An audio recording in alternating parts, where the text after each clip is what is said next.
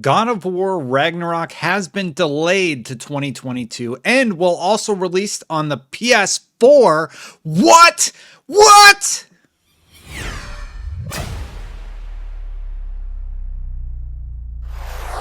That's right. The internet is losing their mind because God of War Ragnarok is going to be coming out on the PlayStation 4. But before I talk about that, let's talk about the charity that we're working for. St. Jude's Children's Hospital is working to cure cancer and other rare diseases. So all month long, I'm going to be working to raise money for this really, really excellent cause. There's a donation link right here that you can type in. It's also in the description, and I will leave it in the pinned comment all month long. We are already at $614 of the $1,000 goal. More on that at the end of the video. Getting back to the news. So, God of War Ragnarok delayed, and PS4 controversy is a buzz on the internet. Basically, what's happening is people are really mad that God of War is going to come out on the PS4 because Jim Ryan said, we believe in generations. And that's what you're seeing everywhere, just plastered everywhere online. So real quick, let's talk about that because I just want to read this generations quote with full context. So this is from the interview. I'm going to just cite it in the comments below from GameIndustry.biz. Here's what they said. One way to keep PS4 users engaged would be to make upcoming PS5 games playable on the older machine, just like Microsoft is proposing with its Xbox Series X games being playable on Xbox One.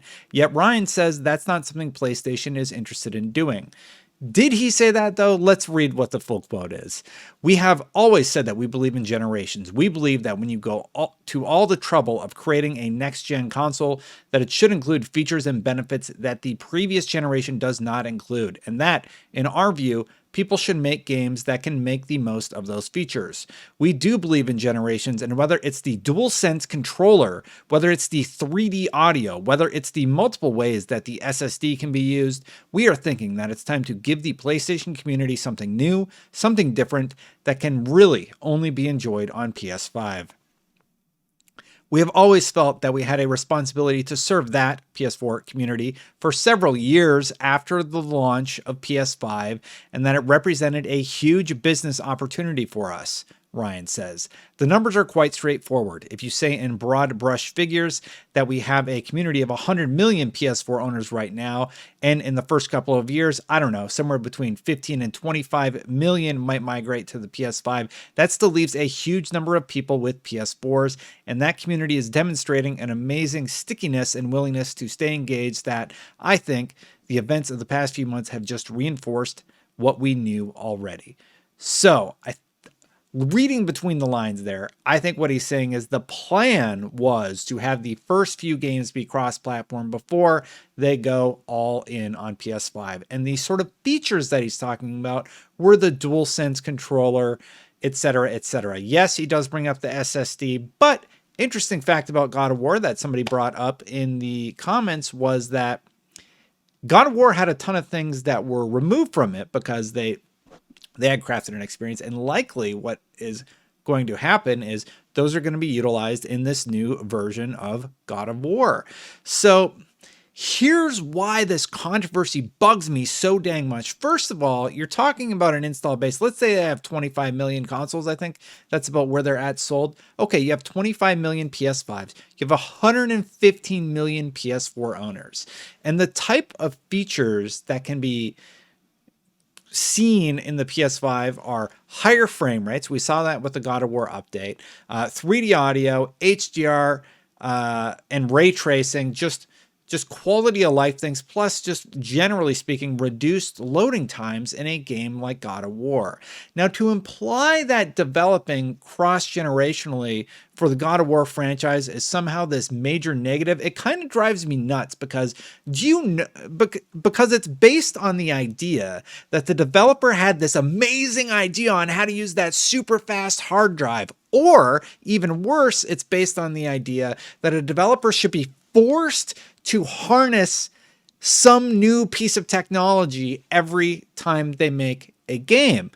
I don't necessarily agree with that. Why should it, if God of War is like a masterpiece in game craft and design, they use those, people talk about the narrow corridors and how like Kratos has to walk and everything. Those were used expertly to deliver narrative and story and get you immersed or connected with the characters is a better word, right? So this idea that every single developer on planet Earth has to like stop and be like, okay, well, we got to figure out how to do something cool like Ratchet and Clank did because the internet said we have to. God forbid they didn't ever plan to do that or have a plan to do that.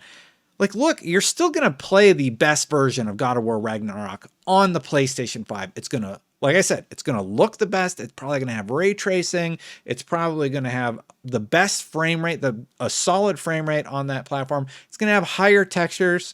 Like, what if it's as good as God of War, all native 4K, 60 frames per second, ray tracing, they can throw all the bells and whistles in there, and all of that good stuff is only on PS5. Does it sound familiar? Because that kind of sounds like Spider-Man Miles Morales to me. And if you look at what Insomniac was able to do there, the advancements with the spline-based hair versus the subsurface scattering on the skin and how the characters looked and everything, if you look at how good Miles Morales looked on the PS5, ray tracing mode and whatever, and also it was updated where they included more modes, and you can still say, I'm mad because the developer wasn't forced to utilize the hard drive in a neat way.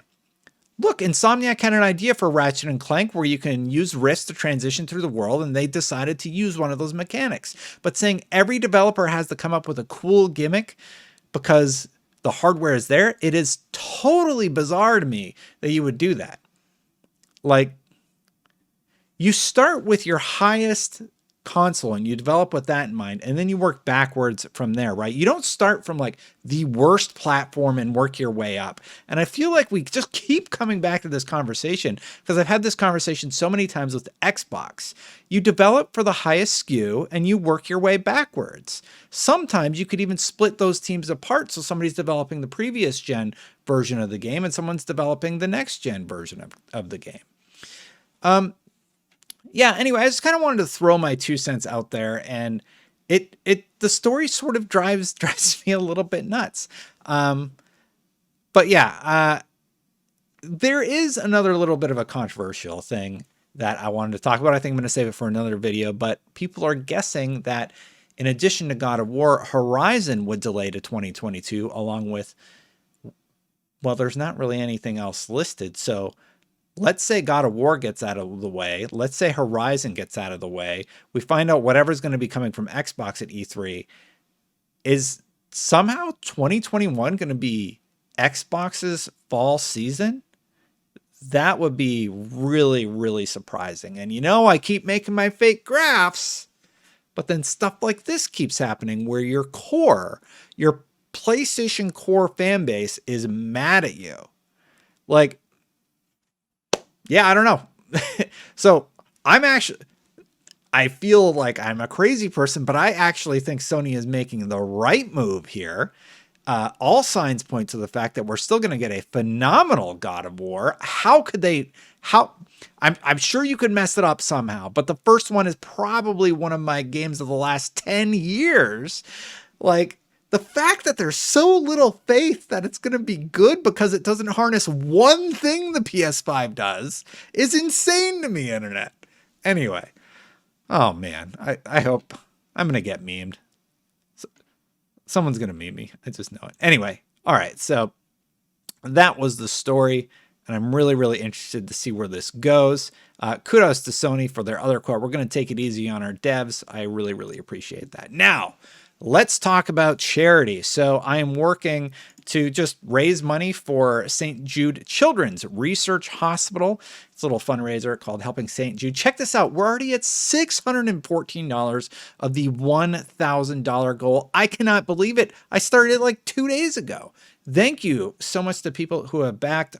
Just a few of the things here that you can get. So $10 alone, that gets a new toy for the hospital play area, right? $250 feeds a family for a week. That's a $250 family meal card that they can spend in the cafeteria. And have to imagine you're there with your sick kid and somebody's bought you lunch for a week. Like, how kind is that gesture? It just sounds like, I would probably be left speechless if I was in that situation. And then $500 will actually give somebody a bone marrow treatment. So this is really, really good. This is for kids, and the extra money, of course, is going to go to cancer research. They went from a 25% survival rate to like an 80% survival rate. Like, it's truly, truly amazing stuff to see what they've done here. And kudos to some of the people here. I want to share their stories really quick. Michael said, I had a brother who won his battle with cancer at the age of 15. I've always been a fan of yours at IGN, and I'm glad to see you using your new platform for a good cause. Good luck with everything in the future. He threw in $20. Thank you so much. An anonymous user donated $250. Thank you so much. Anonymous also said, a different anonymous person potentially said, hope this helps. Threw in 20. Somebody named Michael donated $100. Another Michael. He says, love your content. I've been a radiation therapist for 14 years and have treated many children with cancer. I know how important these donations are to help these children. Wouldn't change my career choice for the world. Thanks again, Destin, for all you do. No problem. I'm doing it for kids. I just thought it would be something I could do nice in June. And I'm really, really happy to see everybody jumping on the cause. Phineas said, this is a good cause, Destin. Thanks for doing this. I love the channel and the discussions. Another anonymous said $20. Love your channel and have children of my own. I appreciate you helping out kids. Tyler Tree said, I love this cause and I love your channel. Awesome initiative from Destin. I hope a lot of this can help. So look, hey, thank you so much for the kind words for me, but thank you for throwing a few dollars towards kids and just giving them something special. I debated talking about this on the channel, but when my wife and I had our son, I have good health insurance right now, so that's really, really great. And it's a really difficult time. You're in a hospital, and the people that work at that hospital who help you out and everything like that, it's such a humbling experience. And I will never forget how well we were treated, during the birth of my son. So now we're talking about sick kids, and hopefully we can do some good for them here. Thank you so much for watching. If you can donate, great. If we hit that goal, we're going to bump the goal up because we're going to go all June. Thank you so much. I'm going to sign off for this one. Feel free to give me some crap for my rant also at the beginning, all about God of War and everything. Hopefully it goes over well. Thank you so much for watching. I'll catch you for the next one. Bye for now, everybody.